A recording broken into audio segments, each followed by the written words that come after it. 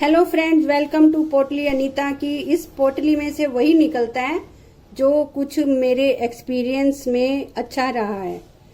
अभी आज मैं लेके आई हूँ आपके लिए एक प्लांट।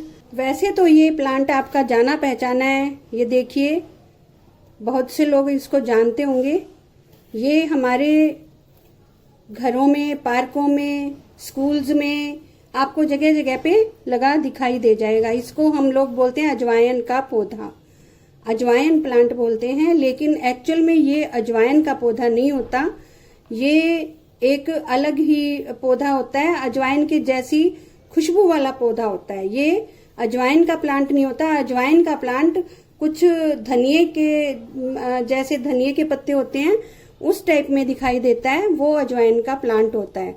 साउथ इंडिया में हर घर में आपको ये प्लांट लगा मिल जाएगा, क्योंकि वो लोग इसको जैसे हम यहाँ तुलसी लगाते हैं इसी तरह से वो लोग इस प्लांट को अपने घर में लगाते हैं।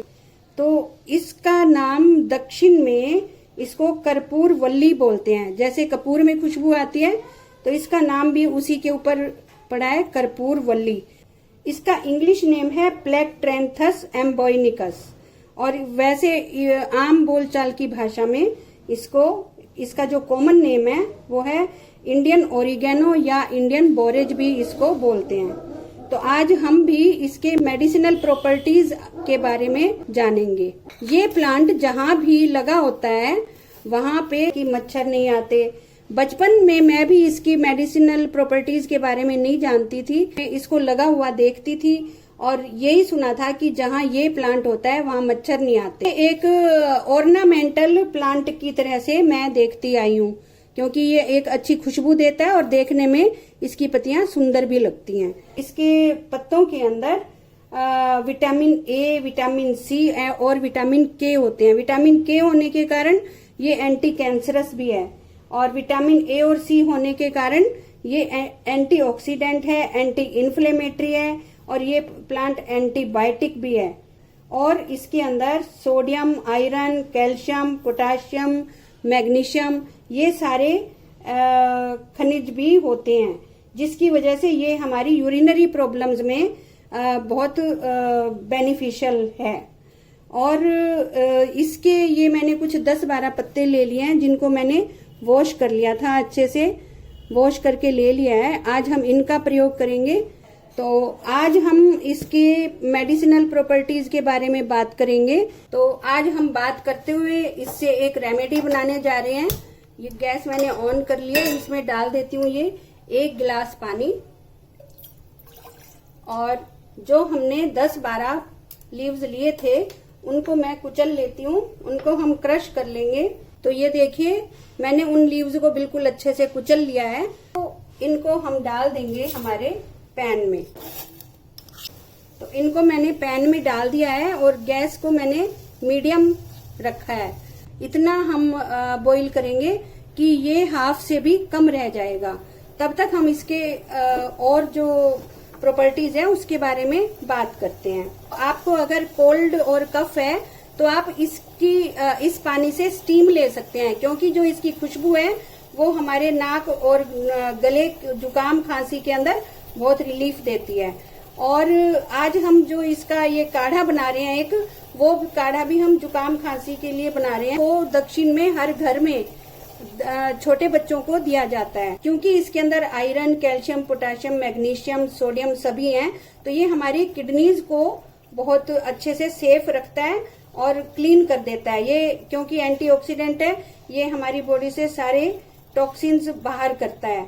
और ये जोड़ों के दर्द में या जहाँ पे भी आपको पेन है तो इसके अंदर आप एक क्लॉथ को डिप करके वहां पे आप सेक कर सकते हैं। खाने में अगर आप इस पत्ते का प्रयोग करते रहते हैं तो ये एंटी एजिंग भी है, और इसको आप ले सकते हैं चाय के रूप में, चटनी के रूप में।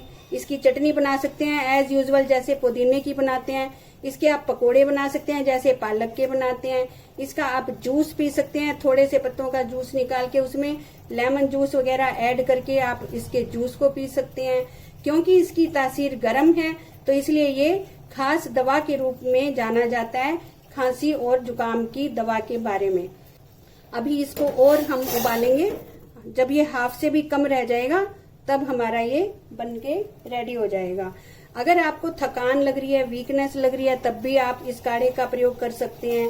और इसको आप सलाद की तरह से इसके पत्ते अपने सैलेड में रख के, और जैसे मूली के पत्ते हम सैलेड में रखते हैं, इसी तरह से आप इसके पत्ते सैलेड में भी खा सकते हैं कच्चे ही, जो हमारे पेट के कीड़ों को मारते हैं और हमारी डाइजेशन को इम्प्रूव करते हैं। और इसकी चटनी को आप बना के दही में डाल के खा सकते हैं, पराठे बना सकते हैं, इसके पत्तों को बारीक बारीक काट के, और आप पराठे भी बना सकते हैं। जैसे हम तुलसी का प्रयोग करते हैं, इसी तरह से वहाँ इसका हर घर में प्रयोग होता है साउथ इंडिया में। तो हमें भी इसका प्रयोग करके इतने जब इसके लाभ हैं, तो हमें भी इसका बेनिफिट उठाना चाहिए। इसकी आप सब्जी बना सकते हैं, जैसे आप मेथी की सब्जी बनाते हैं, इसी तरह से प्याज आलू वगैरह काट के उसके अंदर आप थोड़े से पत्तों को बारीक बारीक काट के, और आप सब्जी भी इसकी बना सकते हैं। इसकी चटनी बनाने के लिए आप 1 कटोरी धनिया ले सकते हैं। जितना आप धनिया ले रहे हैं उससे आधे से भी कम आप इसके अजवाइन के पत्ते लीजिए, और कुछ हरी मिर्च, टमाटर और लहसुन डालिए।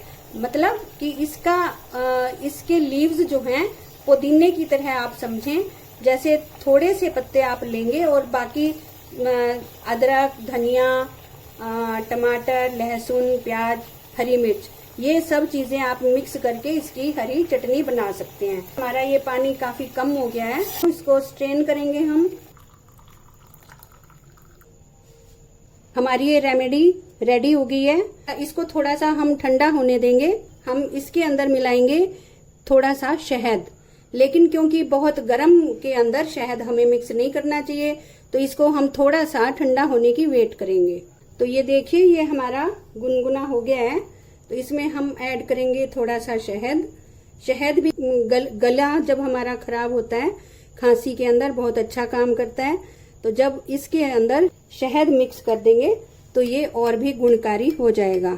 और आप इसका एक बार प्रयोग करके जरूर देखिए, क्योंकि मैं भी अनभिज्ञ थी इसकी इतनी मेडिसिनल प्रॉपर्टीज के बारे में, और मैं भी नहीं जानती थी। लेकिन अब जब से पता लगा है, तो अब इसको मैंने भी यूज करना शुरू कर दिया है।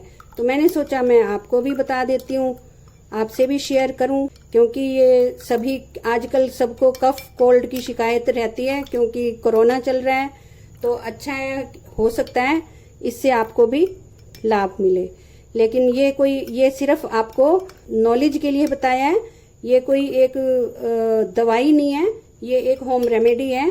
तो इसका आप जैसे आप एक होम रेमेडी की तरह से आप इसका यूज कर सकते हैं। अगर आपको मेरी ये रेसिपी पसंद आई हो तो प्लीज मेरे इस वीडियो को लाइक कीजिए, शेयर कीजिए और मेरे चैनल को सब्सक्राइब कीजिए। मिलते हैं नई वीडियो में। बाय।